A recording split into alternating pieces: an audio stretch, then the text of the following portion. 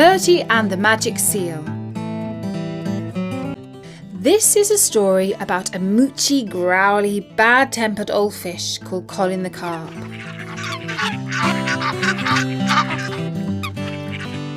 Colin lived in a pond at the bottom of the garden, belonging to a royal palace.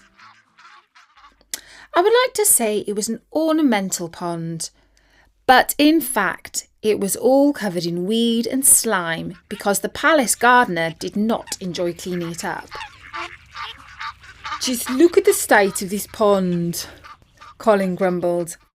"And look at the gardener sitting under a tree transfixed by his phone. People these days don't know how to put in a day's work." A young tadpole whose name was Tim asked him, "Dear old Uncle Colin, why do you complain about the slime so much?" "I'm not your uncle, and I don't like slime because it's slimy," grouched back Colin. "But it's delicious," squealed Tim, and all the waterfowl, which is a posh word for ducks, geese and swans, honked and quacked and tweeted to say how much they appreciated the green slime, because extremely slimy slime is even more tasty to eat than plain old radioactive slime that comes in a big tin and they serve up at school lunch.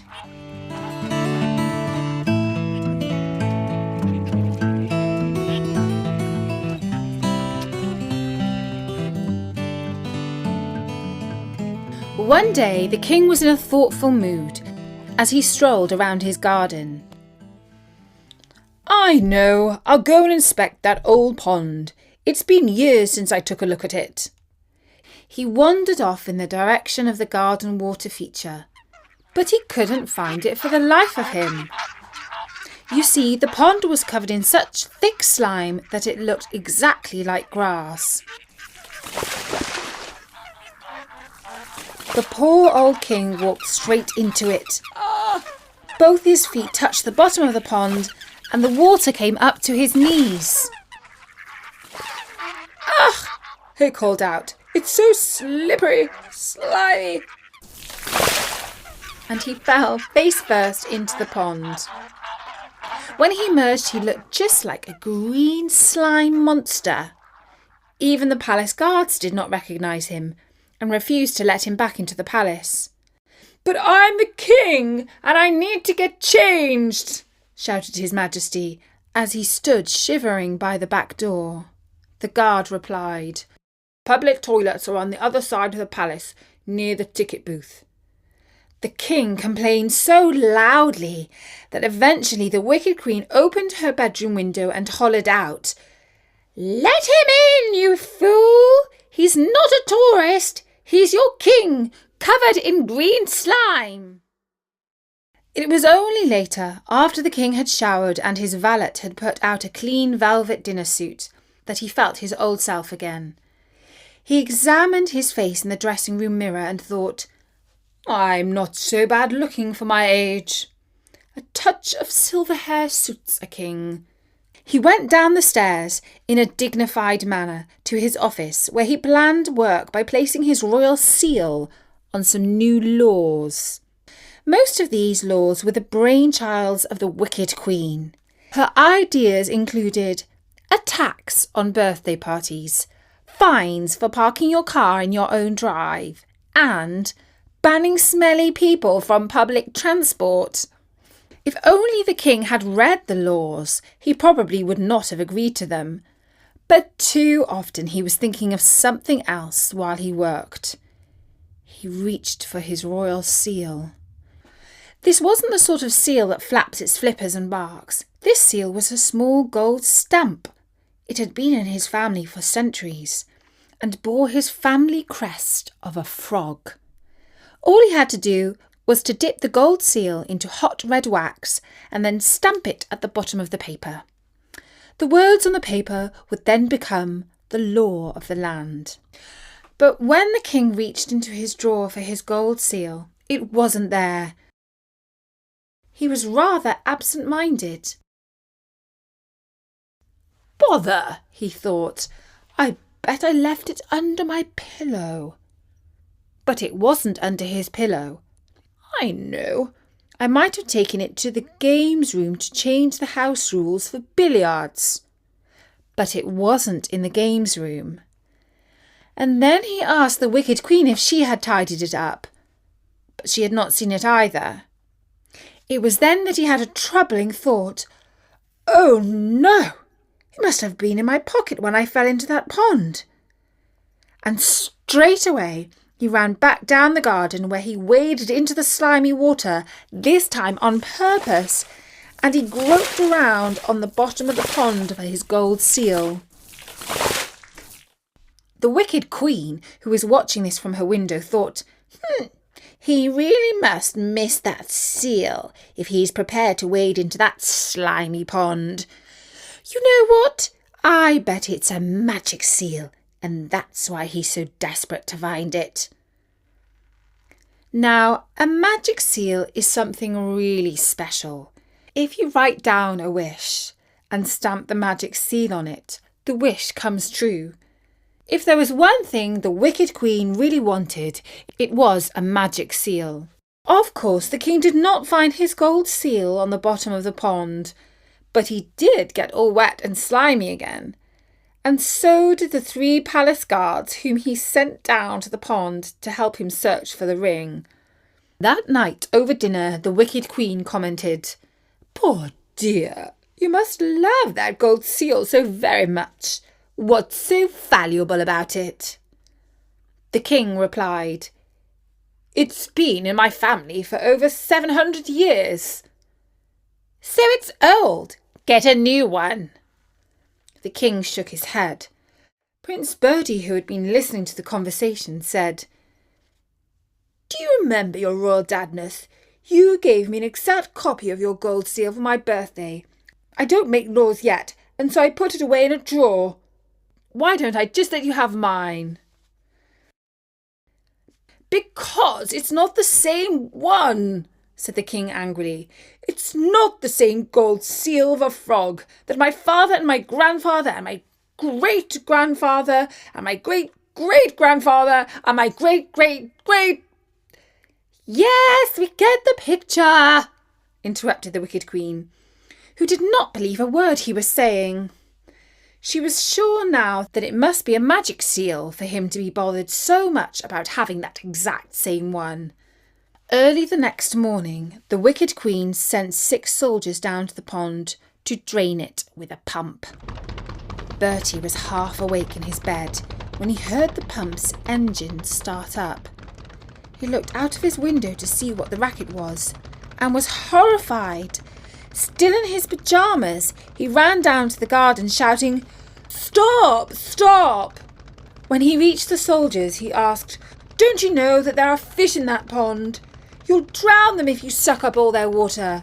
One of them is called Colin the Carp. He's an old friend of mine." And Colin, who was lurking in a puddle at the bottom of what was left of the pond, grumbled to himself, "Old I may be, but calling me a friend of Bertie is going a bit far." "Our orders are to grab that fish," said the sergeant. "Her Royal Wickedness says he probably swallowed the king's gold seal with the stamp of the royal family frog." Just then, the pump started to splutter. The slime from the pond had clogged up its motor, and it no longer worked. "Well, that's a relief," said Bertie. He ordered the sergeant to fetch a hose and refill the pond with clean water. Trusting that his order would be followed, Bertie returned to his room. But the royal soldiers were more afraid of the wicked queen than they were of Bertie, so they followed her orders and not his. Prince Bertie was not by the pond to see one of the soldiers wade into the mud and catch Colin the Carp in a net. Fortunately, when Bertie got up at 11 o'clock, he went down to the kitchen to see what he might have for brunch, and on the table he saw a fish tank. And in the tank he saw a familiar fishy face. The face wore an expression that was so furious that one of the cooks screamed and ran to hide in the pantry when she saw him. Tony, the head chef, said to Bertie, Ugly brute, isn't he? Yes, Colin's never going to win a beauty contest, conceded Bertie. But hopefully he will taste better than he looks, said the cook. He'll be on your plate tonight. Her Majesty wants me to see if I can find a gold seal inside his belly. Oh, said Bertie. There's no need to do that. I'm not keen on fish, unless it's from the fish and chip shop. The Queen has commanded me to cook him, so cook him I must, said Tony. Fortunately, Tony was busy. He had to leave Bertie to go and shout and wave his arm at the kitchen staff. He did not see Bertie grab Colin's fish tank and run off with it back to the pond, trying not to spill water or Colin in his haste. I never thought I'd say this, said Colin, when Bertie had tipped him back into the muddy water. But thanks for saving my life. No problem, said Bertie. I wouldn't want to eat you. I bet you taste horrible. And then went to fetch the garden hose and used it to refill the pond, so at last it had some clean water in it. By the way, said Bertie, you haven't seen a gold seal anywhere in the pond, have you? Oh, yes, said Colin. I think I have seen one. And as he was in a good mood with Bertie, a rare occasion, he dived down into the corner of the pond and fetched it in his mouth. Well, thank you, said Bertie. This is really important to my dad. At lunchtime, Bertie placed the gold seal by the king's plate. What's this? He asked when he saw it. I told you I wanted my seal, not a copy. It isn't a copy, said Bertie. A friend of mine called Colin picked it up from the bottom of the pond. Well, well, said the king, brightening up. But before he could pick it up, the wicked queen leaned over and said, Let me examine it. When the king handed it to her, she took out a piece of paper with the words, Give me treasure, written on it.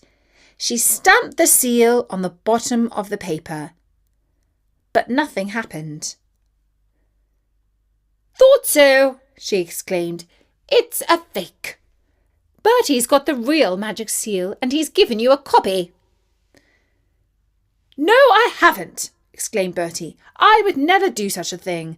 My seal is up in my room. And he ran upstairs to fetch it. When he returned, the king and the wicked queen were arguing. I never said my seal was magic, said the king. No, you didn't, fired back the queen. You wanted to keep it for yourself to pay for all those useless paintings you like to buy.